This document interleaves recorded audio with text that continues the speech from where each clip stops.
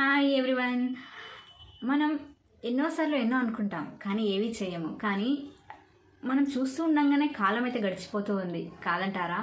చూస్తుండగానే 25 అయిపోయింది, 26లోకి ఎంటర్ అవుతున్నాం. మరి ఇలాంటప్పుడు ఎన్నోసార్లు ఫెయిల్యూర్ అవుతూనే ఉన్నాం. కానీ మనం ఏం మిస్టేక్ చేస్తున్నామని దాన్ని పాయింట్ అవుట్ చేసి మనం ఖచ్చితంగా దాన్ని అలా చేయకుండా ఉండాలి అంటే ఏం చేయాలి అనేది మనం గుర్తించి దాన్ని అంటే కొన్ని నియమాలు కూడా మార్చుకోవాల్సి ఉంటుంది. అది ఇయర్లో కొన్ని కొత్తగా రెజల్యూషన్స్ అనేవి ప్రతి ఒక్కరూ పెట్టుకున్నట్లయితే వారు సాధించాలనుకున్న గోల్ని ఖచ్చితంగా సాధిస్తారు. అది ఏ రకమైన ఫీల్డ్ అయినా ఖచ్చితంగా రెజల్యూషన్ అంటే కొన్ని నియమాలు అనేది పెట్టుకోవడం చాలా ముఖ్యమని చెప్పొచ్చు. మరి ఆ నియమాలు పెట్టుకోవడం వరకే జరుగుతూ ఉంటుంది. కానీ వాటిని సాధించడానికి ఎలాంటిది మనం ముందుకు తీసుకెళ్ళడానికి ఒక బలం కావాలి. అది ఒక పేరెంట్ కావచ్చు, ఒక స్నేహితుడు కావచ్చు, వారిని మనం క్వశ్చన్ చేసే విధంగా వారిని చెప్పుకోవాలి. చెప్పినప్పుడు వారు మనని ఎప్పుడెప్పుడు క్వశ్చన్ చేస్తూ ఉంటారు, నేను ఇది చేయలేదే అన్న గిల్టీ ఫీల్ మనకు వచ్చి ఖచ్చితంగా చేస్తారు.